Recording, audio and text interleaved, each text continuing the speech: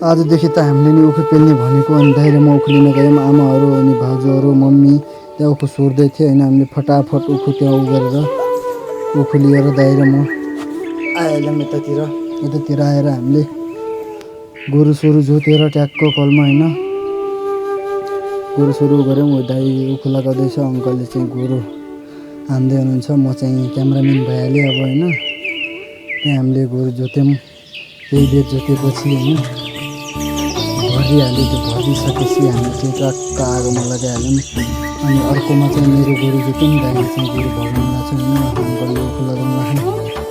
त्यहाँ अर्को भइहाल्यो, अब केही भइहाल्यो। अब आगो बल्न लाग्थेन कि पानी परेको कारणले दाउरा नि गिलो थियो अनि बल्न फाइनली आगो बल्यो अनि दाउराहरू त्यो माथि आइहाल्यो।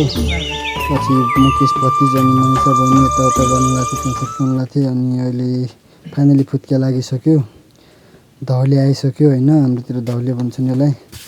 त्यो गएपछि अनि अब त्यसले चलाउनु पर्छ केही बेर, त्यहाँ बाजेले चलाउनु लाग्छन्। त्यो चलाइसकेपछि अब हाम्रो चाहिँ प्रोसेस जारी नै छ। अब त्यहाँ हाल्नुपर्छ, त्यहाँ हालिसकेपछि त्यहाँ हल्का चलाउनु पर्छ। त्यहाँ पनि त्यहाँ मैले चलाएर सहयोग गरेँ। त्यहाँ गरिसकेपछि दाइ र बाजेले बनाउनु लाग्छन्। फाइनल प्रोसेस भने यो हो, अर्ग्यानिक उखु बनाउने, उखुबाट